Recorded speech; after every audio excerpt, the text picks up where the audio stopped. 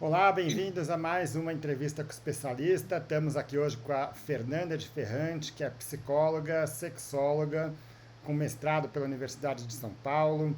A Fernanda é coordenadora da pós-graduação em sexualidade humana da Unibrasil e membro efetivo da Sociedade Brasileira de Sexologia, né?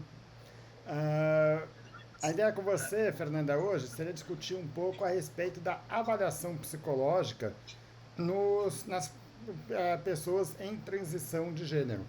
Então, primeiramente, Uhum. obrigado pela sua disponibilidade, bem-vinda e espero que a gente aproveite a discussão aqui. Olá, doutor João, muito obrigado pelo convite. Agradeço muito de estar aqui compartilhando um pouquinho dessas informações que são tão importantes e que as pessoas têm tantas dúvidas a respeito do processo transexualizador. Ótimo.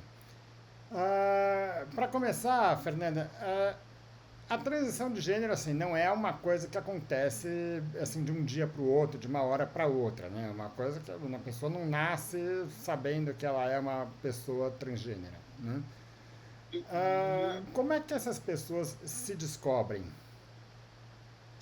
Então, né, é um processo, no processo de você se identificar, no processo de você crescer, né? Quando a gente vai crescendo lá, desde criancinha, a gente vai identificando aí aquilo que a gente é parecido, aquilo que a gente é diferente, né? Isso é um processo que vai acontecer com todo mundo. Né? Então, o que que eu gosto, o que que eu não gosto, quais são os tipos de brincadeira que eu gosto de fazer, quais são os tipos de roupa que eu gosto de usar, o que que eu acho parecido comigo, o que que eu não acho. Nesse processo, aí essa criança ela vai se descobrindo e vai se entendendo, né, dentro do mundo que a gente vive. A gente vive num mundo onde, quando nós nascemos, nós somos designados, né, como feminino ou masculino, né? Então, lá na nossa certidão de nascimento, de acordo com as nossas características, aí se eu nasci XX com uma vulva, eu vou ser determinada como uma pessoa do sexo feminino, e se eu nasci com um pênis, eu vou ser determinada como uma pessoa do sexo masculino. Acontece que com o passar do tempo, né, o que, as pessoas trans elas vão perceber? Que elas não pertencem àquele gênero que elas foram designadas, né, ao nascer. E aí elas vão fazer, por isso que a gente chama de um processo de transição. Elas vão transicionar para outro gênero, ou, enfim, né, existe um guarda-chuva de possibilidades aí, de gênero fluido, de gênero não binário, né, enfim, não, essas nomenclaturas acho que não são necessárias a gente entrar, mas que a pessoa vai sair daquilo que ela foi designada quando ela nasceu para ir transitar para um outro espaço. Por isso que a gente chama de transgênero, né? E esse é um processo de descoberta ao longo da vida. Então, ele pode acontecer lá na infância, ele pode acontecer no período da adolescência, que é bastante comum, né? Então, eu ouço muito em consultório aí pela idade de 16, 17 anos, aonde a pessoa está começando a se descobrir, descobrir a sua sexualidade, descobrir a sua identidade efetivamente, ela vai entendendo que ela não pertence àquele sexo que foi designado. Ótimo. Bom, em crianças muito pequenas, é completamente normal esperar para qualquer pessoa que eventualmente vai se interessar por vestimentas, brinquedos e coisas que são tipicamente relacionadas ao gênero oposto, né? Então, é a menina que gosta de bola, é o menino que gosta de boneca e assim por diante, né? Isso não necessariamente significa que aquela criança é uma criança transgênera, né?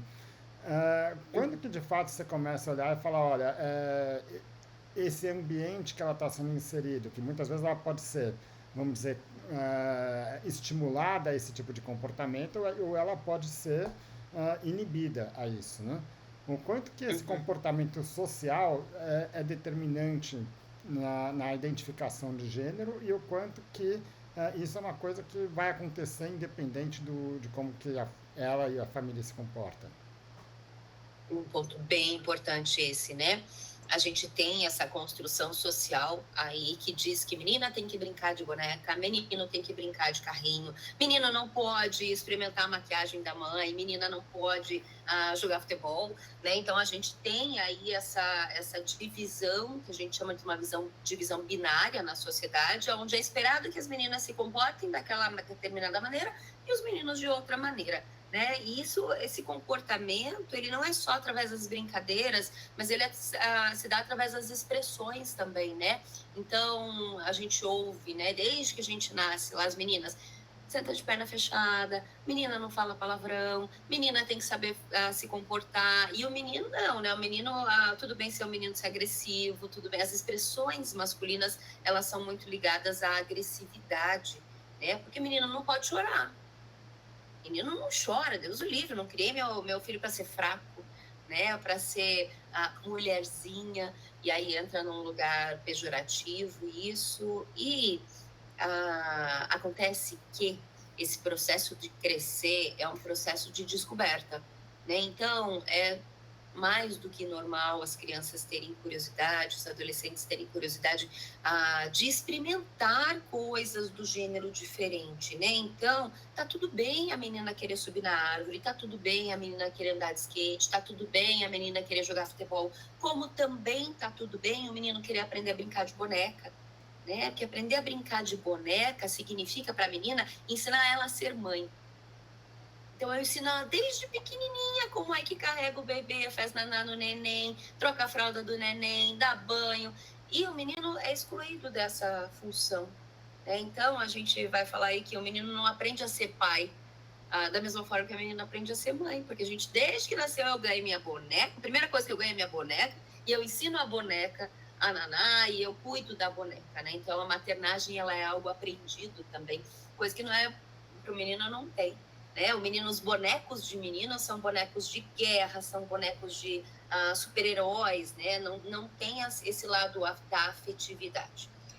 Então, o experimentar, a menina querer experimentar o mundo, o universo masculino, e o menino querer experimentar o universo feminino, é tudo certo, tá tudo bem. Isso não tem nada a ver, não necessariamente tem a ver com uma questão de identidade de gênero ou uma questão de orientação sexual. Aliás, são dois pontos importantes aqui de falar, de distinguir, né?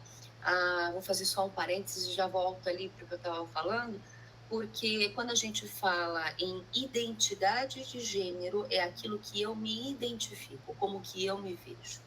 Então, é como se eu me olhasse no espelho e eu nasci uma mulher e me olho no espelho e me vejo como uma mulher. Então, eu sou uma mulher que pertence aí ao sexo que foi designado. Tá? Então, a gente usa esse termo como uma mulher cisgênero. Cis quer dizer do mesmo lado de. Tá?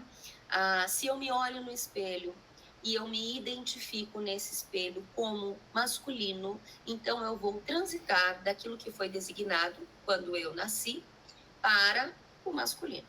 Né? Então, eu sou uma mulher transgênero. Um homem, desculpa, transgênero, que eu estou transitando pro masculino. Né? Eu saio da posição onde eu estou e vou pro outro gênero. E quando a gente fala de orientação sexual, eu estou falando aí daquilo que me atrai. Quem que me atrai? Né? Então, se eu sou uma pessoa aí, uma mulher, cis ou trans, enfim, e me atraio por homens, eu vou ser uma mulher heterossexual. Hétero quer dizer diferente. Se eu me atraio por mulheres, eu sou uma mulher homossexual. Homo quer dizer igual. Então, eu me atraio por aquelas que são iguais a mim. Se eu me atraio por ambos os gêneros, eu sou uma mulher bissexual, porque eu tenho uma dupla atração aí. Isso eu estou falando da orientação sexual. É muito diferente da identidade de gênero. Isso é um ponto importante, porque as pessoas confundem muito, né? Então, é como se a gente estivesse em duas casas diferentes. Né? Uma não necessariamente está em concordância com a outra. A gente está falando aqui da identidade de gênero, de como eu me identifico. Então, vamos fechar o parênteses e retornar ali para esse processo, né, do comportamento social dessa criança, desse adolescente.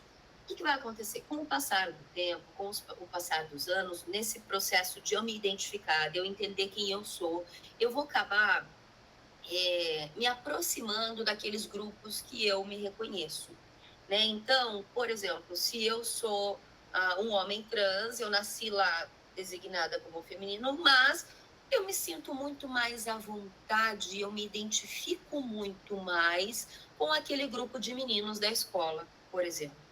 Eu entendo que eu pertenço àquele grupo.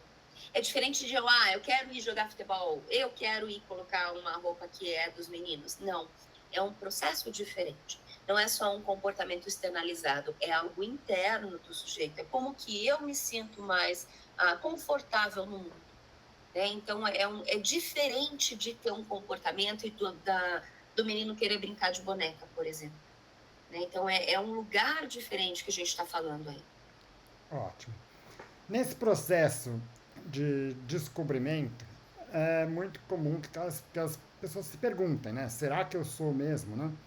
Ah, é comum que essas pessoas que, vamos dizer, em algum momento se identifiquem como uma pessoa trans, venham em algum outro momento a se identificar como uma pessoa cis? É muito raro, na verdade, isso acontecer. Tá? Essa destransição, né? São casos aí muito pontuais. Eu, particularmente, nunca acompanhei um caso desse. Nunca tive referência de casos de destransição, a não ser quando está ligado à questão de crença, à questão de religião aí, que daí é um outro lugar que depois a gente conversa. Mas o processo de destransição praticamente aí não Não existe. existe. Na verdade, É, o meu ah, questionamento, na verdade, não é nem para essa pessoa que de fato já foi bem identificada, mas é naquela fase inicial em que a pessoa ainda, vamos dizer, tem muitas dúvidas sobre isso. sim, Aquela pessoa que ok. ela vai te procurar pensando, olha, não sei que caminho que Uhum. ainda não consigo me identificar, penso que talvez seja, talvez não, e aí de repente fala, não, não é isso. Né? Não, isso sim, isso ok. Né? Então, quando a pessoa está se descobrindo, isso acontece, porque são muitas dúvidas, né? É só a gente voltar para a nossa própria adolescência, né? Será que eu gosto daquele menino? Será que isso é coisa da minha cabeça? Será que eu preciso gostar porque alguém disse que está na hora de eu gostar de alguém? Né? Então, a adolescência é muito difícil, vamos combinar? Não é um momento fácil, é um momento de muita dúvida, e é normalmente aí que começa essa questão da transição, né? Essas dúvidas, elas vão surgir nesse período aí da adolescência. É, é curioso porque eu tenho uma fala no consultório que eu recebo com muita frequência de mulheres trans, eu até coloco lá no meu Instagram, chama Frases de Terapia, e essa frase é algo que aparece muito recorrente. E a questão aí desse processo de transicionar, né? Então elas falam assim: eu não sabia se quando eu olhava para uma mulher eu me sentia atraída por ela ou eu queria ser igual a ela. Né? Então eu acho que é justamente é isso que você está falando, né? Dessa dúvida. Será que aquilo me atrai sexualmente ou será que aquilo é o que eu desejo ser? Né? E aí, como é que a gente tem uma resposta para isso? Pela terapia. A terapia é que vai fazer você se entender, ela vai te ajudar no processo de autoconhecimento, ela vai te ajudar no processo de compreender efetivamente quem você é. Né? Porque realmente não é algo fácil. E eu tenho pacientes aí de todas as idades que você pode imaginar. Então, eu atendo lá a partir dos 16 anos. Então, eu tenho pacientes de 16, de 18, de 20, de 30, de 40, de 50, de 60 anos que têm esses questionamentos. Né? Porque a pessoa que tem lá seus 60 anos passou a vida inteira se escondendo, tentando satisfazer a sociedade e não ir contra a sociedade, porque tem muito medo envolvido, né? Precisa de muita coragem para fazer um processo de transição. Isso é uma coisa que eu falo muito, de você sair de um lugar aí onde foi imposto para você e você ter que enfrentar a família, os amigos, a sociedade, e ter que criar couraças, né? Ter que criar aí uma armadura para você dizer, não, eu sou assim, é assim que eu vou ser. Então, muitas vezes a gente vê que esse processo de transição, ele tem muitas dúvidas em função desse medo também, né? E aí a terapia que tem como fazer você entender e responder efetivamente o que que é. Ótimo. E essa coragem, ela não vem de um dia para o outro também, né? É uma coisa que a pessoa tem que ir assumindo aos poucos, até para si mesma, né? E Isso. algumas pessoas têm isso mais facilitado por uma família, vamos dizer, mais compreensiva, por um Uhum, meio social mais compreensivo, e outros têm um meio social mais arredio a esse tipo de comportamento, né? E muitas uhum, vezes isso gera um processo que a gente fala que é um preconceito internalizado, ou seja, a pessoa começa a desenvolver o preconceito contra si própria, né? Achando que aquele comportamento dela é inadequado. Isso é comum isso. nessas pessoas que estão se identificando, e isso influencia nesse processo de descobrimento? Com certeza, isso é algo, inclusive uma das coisas mais comuns que eu ouço no consultório, né, essa queixa, do desde pequeno, né, então no processo de transição ali, a pessoa se identificando, a pessoa fala também muito comumente, eu ouvia as pessoas dizerem: "Ande como homem, isso não é comportamento de homem, né, você precisa não faça isso que isso é coisa de mulherzinha, não se comporte dessa maneira", ou "não se comporte dessa maneira", eu acho que é algo bem frequente aí, da família falar, né, então a família ensina como ser homem e como ser mulher, né, então se aquele menino está apresentando comportamentos que são ditos como femininos, eu vou ter alguém que vai dizer: "Não faça isso, isso é errado, isso não é o que é esperado de você, isso é ruim, isso é feio, isso vai te levar para um lugar, que eu não aceito". Né. Então, se você tem uma família mais rígida, mais conservadora, com bases aí de crenças muito mais fechadas, eh, com certeza você vai ter uma dificuldade muito maior em se expor, em conseguir fazer esse processo de transição, né. Se você tem uma família que te apoia e que entende que o mundo é diverso e as pessoas são formadas pela diversidade, e que bom que somos diversos aí, fica muito mais fácil você conseguir fazer o processo de transição, né. Certamente. E aquela questão não é só a família aceitar, mas a própria pessoa se aceitar também, né? Exato, né, e aí é um ponto bem importante também, porque nesse processo de transição há muitas dúvidas, né? Será que eu sou? Será que eu não sou? Será que isso me pertence? Será que não me pertence? Será que eu tô ficando doido? Né? Então, isso é comum. Outra fala comum no consultório também. Será que eu tô ficando louco? Será que isso é uma coisa muito louca da minha cabeça e que eu não tô entendendo o que está acontecendo? Então, esse processo do se aceitar e de entender que você não pertence àquele padrão que foi determinado anteriormente, é um processo doloroso, é um processo desafiador muitas vezes, né? E o que acontece com bastante frequência é a pessoa simplesmente fingir que não é com ela. Não, vou deixar isso adormecido lá no cantinho, vou deixar quieto, daqui a algum tempo eu vejo se preciso me haver com isso. E a gente vai ter esse retorno, né? Isso vai aparecer num outro momento, isso vai aparecer de uma outra forma, e aí de novo a pessoa, tá, mas será mesmo? Vou deixar isso quietinho, vou deixar isso adormecido, como se o deixar escondido fosse ser um caminho mais fácil aí para a vida. E às vezes é ter 10 anos a mais de sofrimento, ou 20 anos a mais de sofrimento aí por causa Exato, disso, né? exato. Ótimo. Até não muito tempo atrás, a homossexualidade, a transexualidade era vista como uma doença, né? Isso ainda é assim em muitas partes do mundo, né? Mas Uhum. a ciência, cada vez mais, mostra evidências em contrário disso, né? Sim. Ah, Agora, existe um preconceito também, então, quando se fala no acompanhamento dessas pessoas, porque fala, bom, se isso não é uma doença, então eu não preciso de psicólogo, eu não preciso de psiquiatra, né? Mas a gente sabe que tem condições de saúde mental que são mais comuns nessa população e mais do que isso, tem condições de saúde mental que são decorrentes da transexualidade, né? Um deles, que está muito associado a esse processo de transição, é a disforia de gênero, né? O que é isso?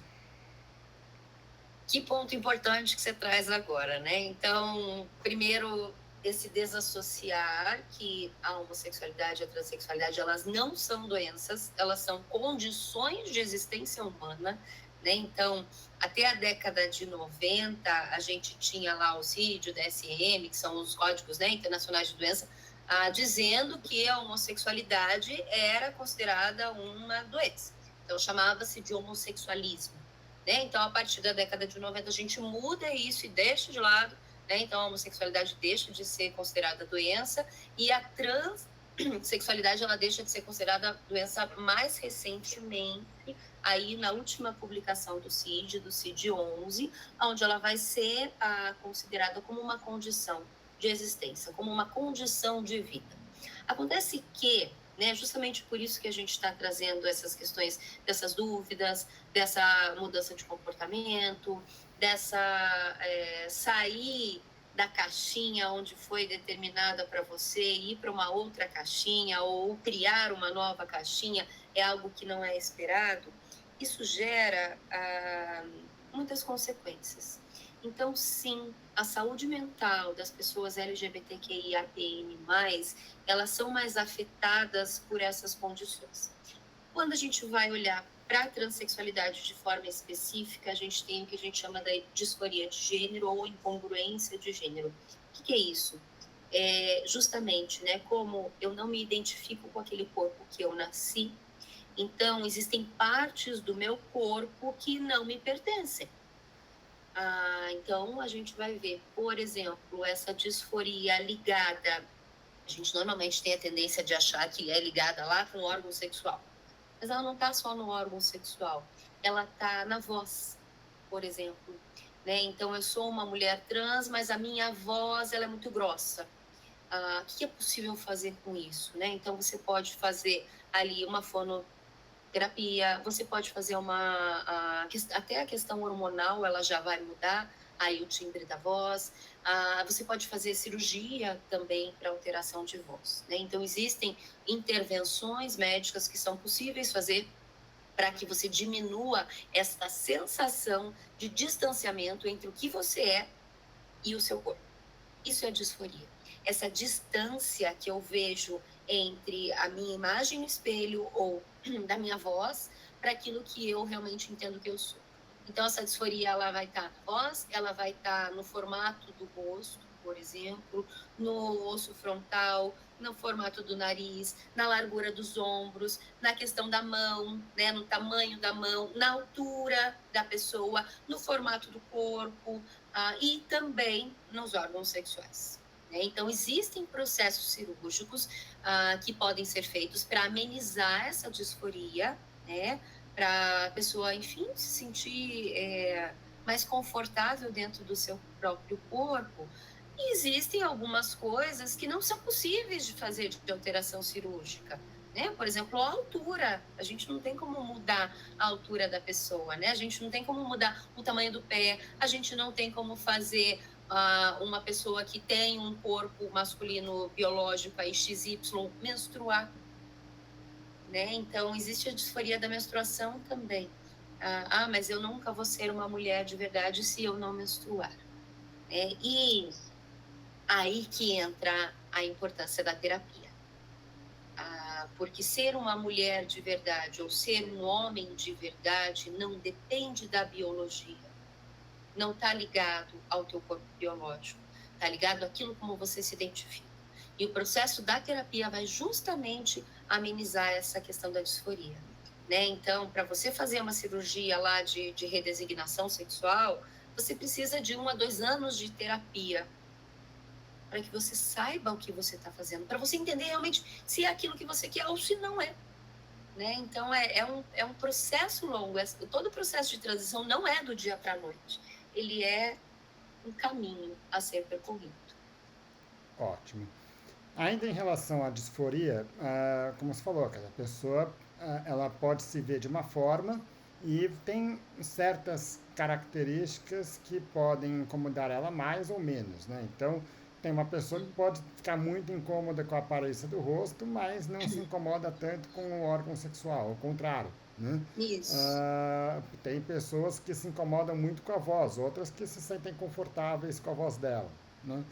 Essa disforia, ela é, vamos dizer, segmentada de fato? Ou é aquela pessoa que fala, olha, eu quero, de modo geral, a pessoa quer tudo? É muito relativo.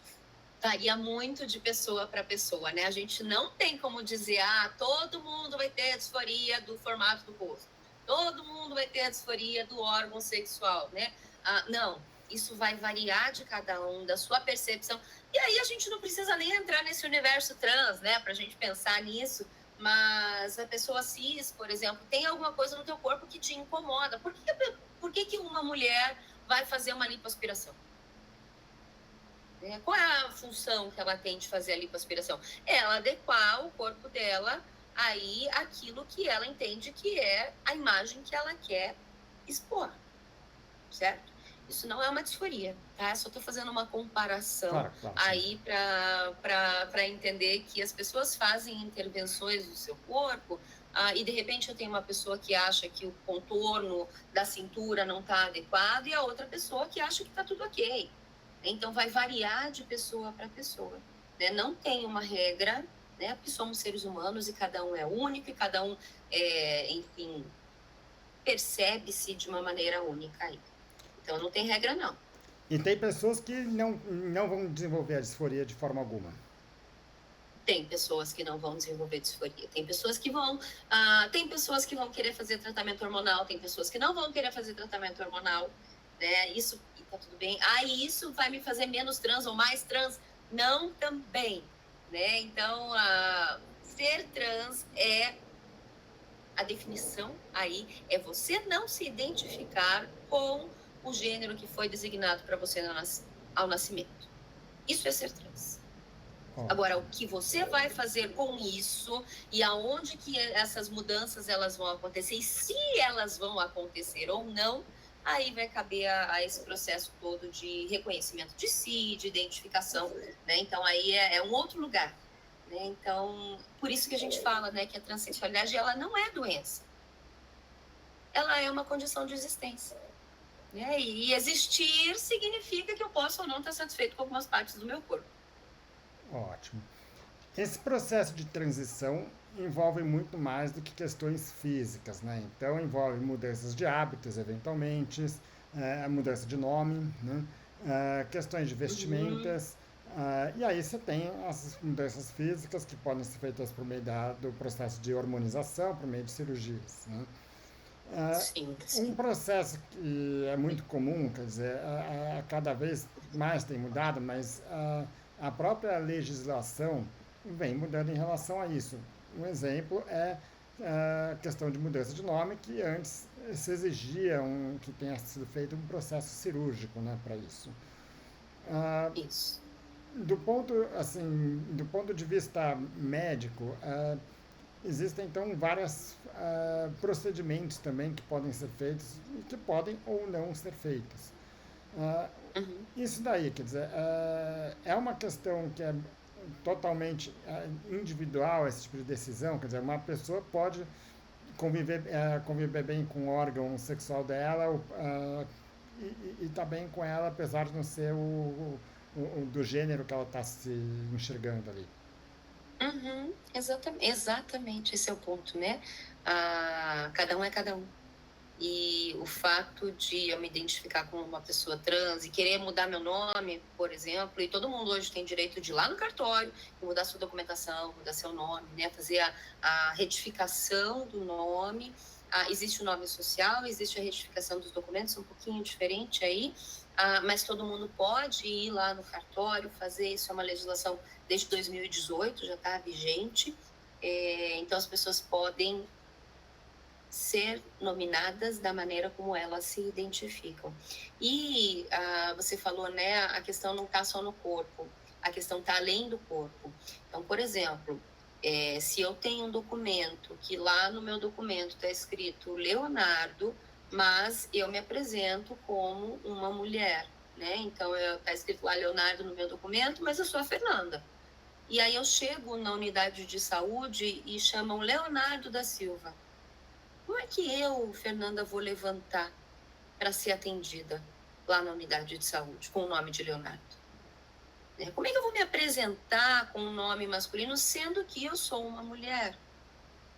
Isso também gera disforia, né? Isso também gera essa incongruência, isso também gera essa sensação de não pertencimento. Isso gera preconceito. Claro. E aí a gente tem, né, um ponto importante de dados de saúde, em que as pessoas trans, elas não procuram médico, né? Elas não vão nos centros de saúde, porque elas vão sofrer preconceito. Então, e não é um procurar um médico, porque assim, né, a gente está falando da questão da mudança, da questão das transformações, da questão de hormonal e cirurgias, mas uma pessoa precisa ir no dentista. Uma pessoa tem uma dor de barriga, uma pessoa tem que ir no ginecologista. Como é que faz, né, uma pessoa que é masculina aí chegar na ginecologista? E aquele profissional não está capacitado para atender, né? Porque aquele profissional não sabe o que acontece e o próprio profissional muitas vezes tem preconceito em relação a isso. E aí esse foi um dos motivos que eu criei a pós-graduação, para capacitar profissionais, porque isso é uma coisa que eu ouço muito em consultório, né? Então, eu já estive em psicólogos anteriormente e eles não sabiam o que fazer. Já tive relatos aí de pacientes em que o psicólogo mandou a pessoa para um retiro espiritual, né? Isso é um crime, para começar, né? Primeiro que isso é crime, isso está lá no nosso código de ética, que isso não pode ser feito, mas a gente vê esses relatos, né, de quanto de sofrimento que tem, porque você não tem profissionais capacitados.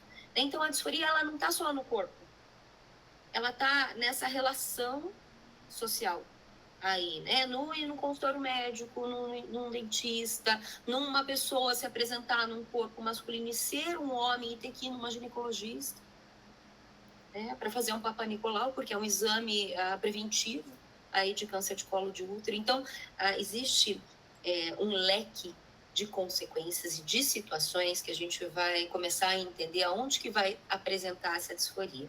E junto com a disforia, a gente tem o que a gente chama de estresse de minoria, que é essa sensação de deslocamento, né? Então, eu vou no mercado e as pessoas me olham como se eu não fosse, como se fosse uma aberração, né? Como se eu não fosse uma pessoa normal. E eu viro o centro das atenções lá no postinho de saúde, e eu viro o centro das atenções no ônibus. E aí a pessoa começa a se isolar socialmente para não ter esta sensação. Isso tudo é em decorrência de um preconceito, né? E preconceito que eu falo de né, concepções aí de falta de conhecimento, de falta de um processo de ignorar aí a existência de diversidades, né? Então, a disforia, ela é muito maior do que só o corpo. Ótimo. Como você disse no começo, né, para fazer esse processo de transexualização precisa ter coragem e um dos principais motivos para isso é justamente o preconceito, né? A gente tem o mundo ideal e a gente tem o mundo real que a gente sabe que isso vai acontecer e muitas vezes a gente não tem como mudar tudo. A gente pode ter opiniões, mas a gente não consegue transformar o mundo de um dia para o outro e isso vai durar um Com bom tempo, certeza. certamente, né? E aí muitas vezes você pode ter uma pessoa que eventualmente fala, olha, essa característica não me incomoda tanto, mas isso atrai muito atenção, quer dizer, isso eu não quero ser uma pessoa que fica vivendo a base da questão de identidade de gênero. Eu quero ter uma vida como qualquer outra pessoa que não fica pensando em questões de gênero o tempo todo. Isso daí tem alguma coisa, vamos dizer, o próprio processo de transição vai eventualmente Uhum. ser determinado por isso também. Isso, né? Isso a gente usa o termo aí, né? É muito comum ouvir as pessoas trans usarem o termo quero ser uma mulher passável, né? Será que eu sou passável? Né? Será que eu realmente passo por uma mulher? Será que as pessoas na rua vão virar para mim e vão falar, ah, é mulher? Né? Então, e isso gera disforia também, né? Esse olhar do outro, e que é o que eu estava falando do estresse de minoria, né? Então, essa percepção do outro a respeito de mim, a respeito do corpo, como que a pessoa me vê, qual é a imagem que eu estou passando, né? E a gente tem a disforia aí também, né? Então, e muitas vezes as pessoas elas vão buscar cirurgias, elas vão buscar o processo de readequação nesse sentido, em se tornar mais pertencente, em ter características que sejam pertencentes àquele identidade de onde eu me reconheço, né? Ainda que isso não seja necessariamente uma coisa que me incomoda, mas me incomoda a partir do olhar do outro. Acho que Claro. esse é o ponto, né? Eu acho que isso daí é um ponto importante, né? Bom, acho Uhum, que tudo isso que a gente discutiu até agora é uma parte fundamental para chegar talvez no ponto principal que a gente se propôs aí da discussão, que é os procedimentos que estão envolvidos na transição, né? Especialmente no aspecto físico, o que pode envolver a questão hormonal e pode envolver questões cirúrgicas. A importância uhum, disso se dá muito porque são procedimentos que são irreversíveis, ou seja, você decidiu por fazer aquilo, você não tem mais volta, né? Ah, isso. por esse motivo, existe uma recomendação de que tem que ter um acompanhamento aí de pelo menos 2 anos e um laudo de pelo menos dois profissionais de saúde mental que tenham um entendimento na área, né? Exato. Uhum. Como é que o psicólogo participa desse tipo de decisão? Então, né, é um processo justamente, né? Tanto o Conselho Federal de Medicina quanto o Conselho Federal de Psicologia tem essa determinação, né, de que para a pessoa fazer uma cirurgia, daí a gente está falando da redesignação sexual, né, ou da cirurgia de afirmação de gênero, numa nomenclatura aí mais recente, aonde, enfim, eu vou ali tirar o pênis e transformar numa vagina. Estamos falando disso, né? Para deixar bem claro aí o que a gente está falando dessa cirurgia de redesignação. Ah, é uma cirurgia irreversível, é uma cirurgia muito grande, é uma cirurgia em que tem um processo pós-cirúrgico também de recuperação aí que é lento, né? A gente vai ter uns 3, 4 meses de recuperação pós-cirúrgica aí, até essa vagina ser uma vagina funcional. Existe todo um processo que precisa ser feito, né? Então, desde uma depilação a laser precisa ser feita antes, né? Existe uma preparação anterior para essa cirurgia. A psicoterapia, ela é fundamental, né? Ela é de cunho obrigatório, aí não obrigatório, né? Mas ela é de cunho aí muito indicado e ah, determinado tanto pelo Conselho Federal quanto de Psicologia quanto pelo de Medicina que para se fazer precisa de um laudo. O que é esse laudo? Esse laudo ele não é um documento que vai dizer você é uma pessoa trans. Não é esse laudo. Né? Então, eu não cabe a mim dizer que a pessoa é ou não transexual. Isso não é função do psicólogo, isso não é função de um psiquiatra, isso é algo autonominável. Então, a pessoa própria entende que ela é trans. Muito bem. Então, ponto 1. Então, o laudo não serve para dizer esta pessoa é trans. Não é isso. o que vai acontecer? Nesse processo de 1 a 2 anos de acompanhamento que eu vou fazer em consultório, a gente vai trabalhar durante as sessões. Esses acompanhamentos eles acontecem de forma semanal ou quinzenal, né? Então não é uma sessão aí, a gente vai ter uma série de sessões aonde vai haver um processo terapêutico, muitas vezes com foco na questão da disforia, outras vezes não, porque a gente não tem como isolar uma situação, né? Então, não é porque a pessoa quer fazer uma cirurgia de redesignação que ela não vai trabalhar outras questões dentro do processo terapêutico. A ansiedade, a questão de trabalho, a questão de relações familiares. Enfim, cabe de cada um aí o que vai trabalhar. Esse documento, ele vai dizer, né, que a pessoa está ciente daquilo que ela está fazendo, que esse processo terapêutico, ao longo desse processo terapêutico, ela realmente ela tem essa presença da disforia e que ela vai, a partir daí, estar apta ou não para a realização do procedimento cirúrgico. Então, ela é justamente por ser algo irreversível que precisa de um cuidado muito grande, né? E é uma cirurgia bastante séria, né? Então, não... mas eu não quero mais ter o meu órgão sexual.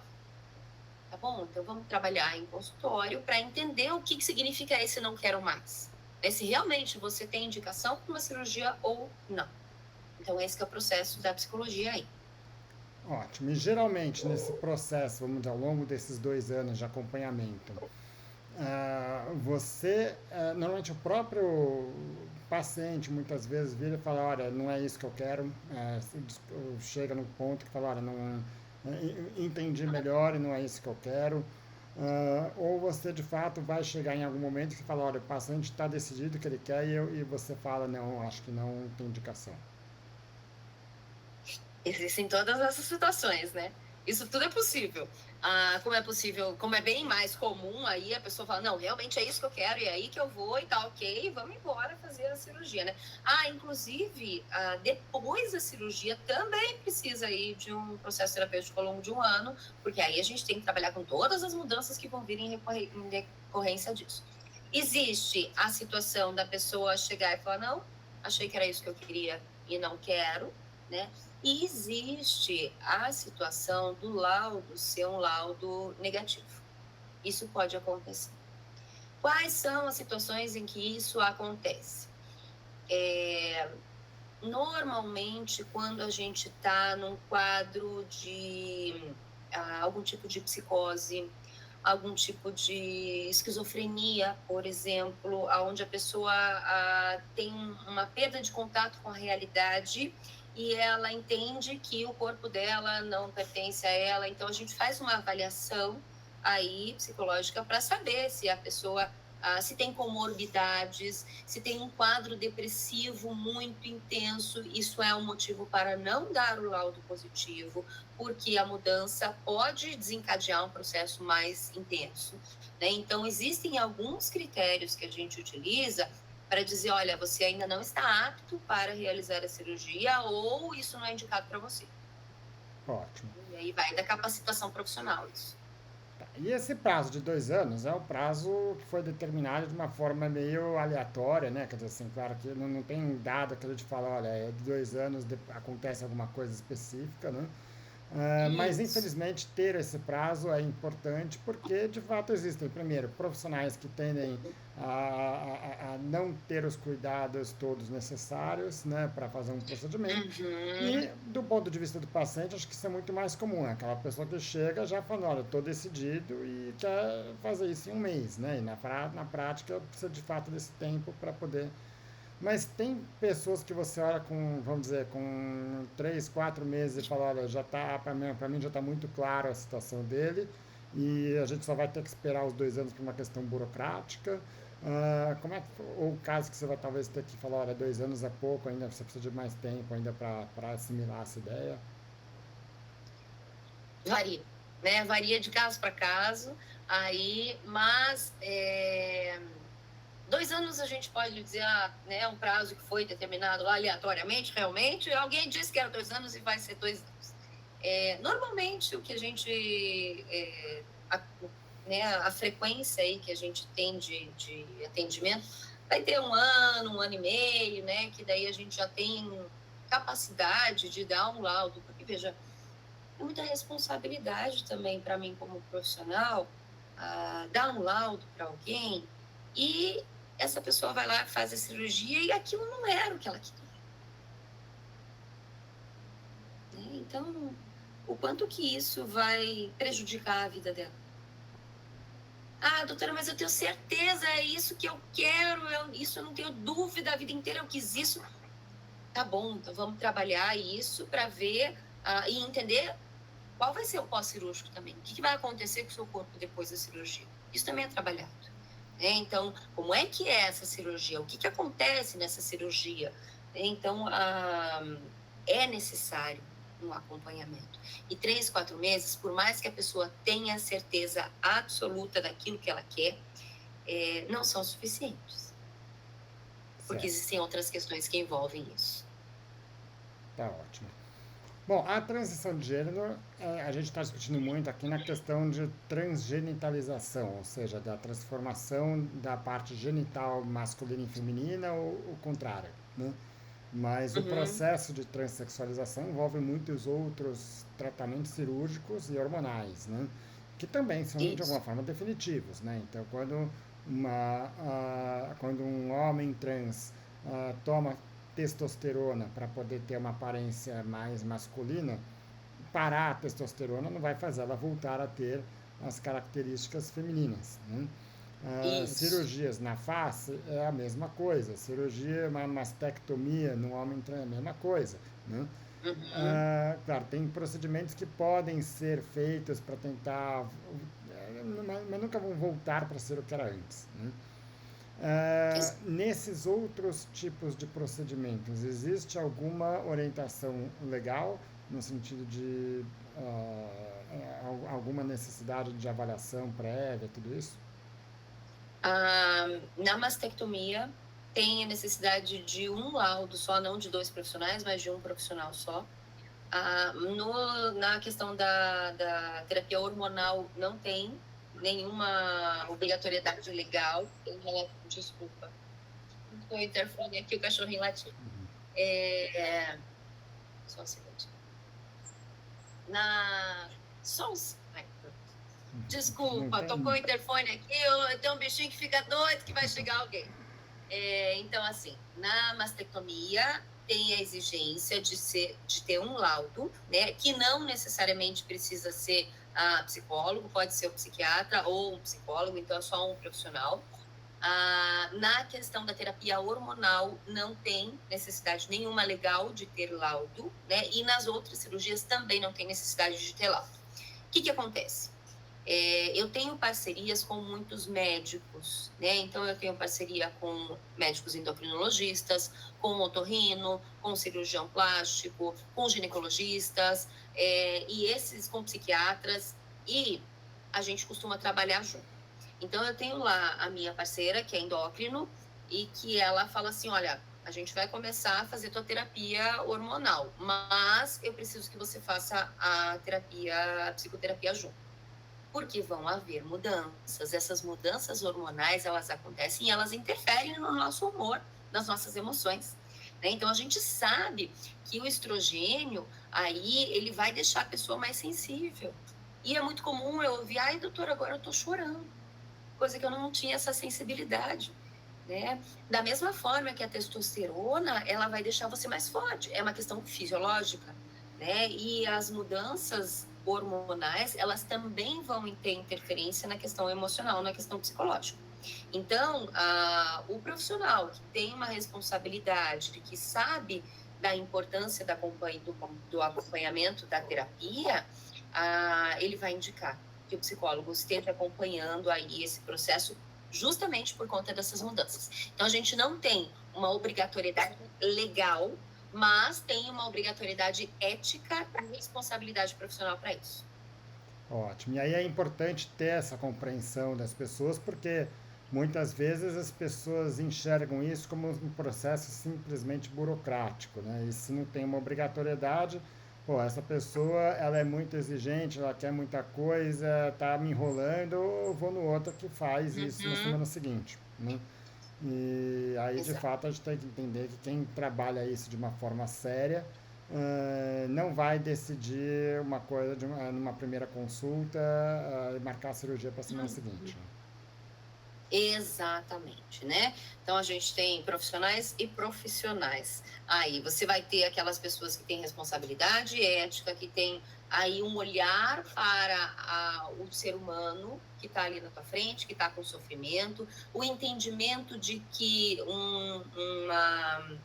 uma equipe multiprofissional ela é fundamental para que aconteça todo esse processo de uma forma saudável e de uma forma aí adequada, né, que não gere consequências inadequadas, né, e consequências que podem desencadear algum tipo de transtorno, podem desencadear uma depressão, podem desencadear aí outras consequências mais graves.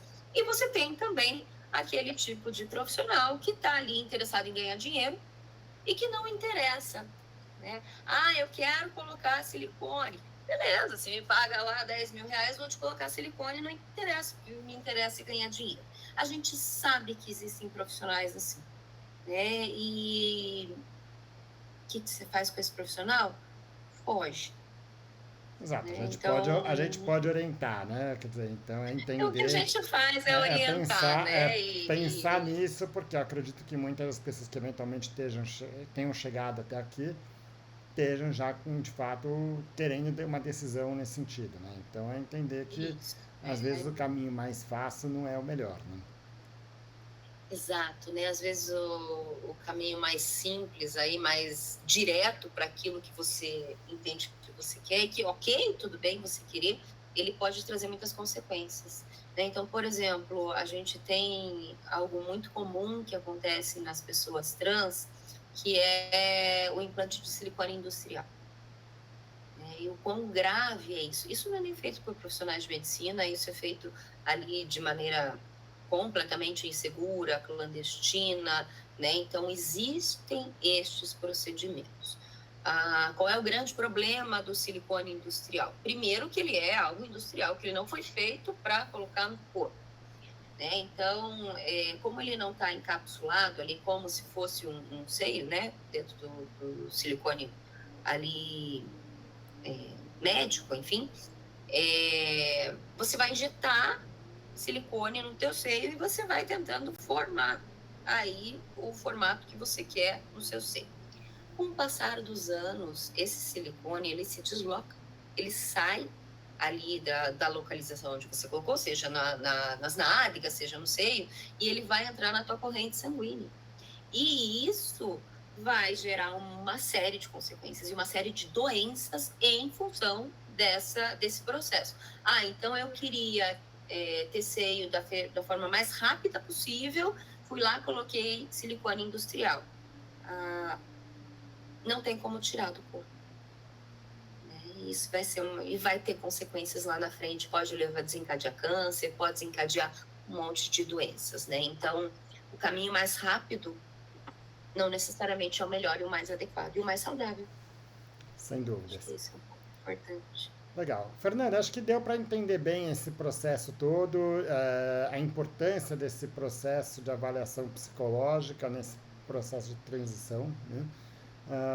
E Uhum. espero que tenha esclarecido aí bastante coisas para quem está buscando esse tipo de tratamento, que está considerando isso, né? Queria te Exato. agradecer mais uma vez a disponibilidade e contar com você em outras discussões aqui. Com certeza, eu que agradeço o espaço, né? Eu acho que quanto mais espaço a gente tem para falar sobre essas questões, que ainda hoje, né, são questões que a gente vê muito preconceito, vê muita questão de não, isso não pode, isso é errado, isso é pecado. Então, quanto mais espaço a gente tem para esclarecer e para levar informação para as pessoas, melhor é. Então, eu te agradeço aí esse espaço. Pode contar comigo para próximas aí conversas que eu estou disponível aqui, se precisando, tenho lá meu Instagram, tenho minha página para tirar mais dúvidas. Ótimo, vamos identificar tudo isso. Obrigado mais uma vez e Obrigada a você. até a próxima.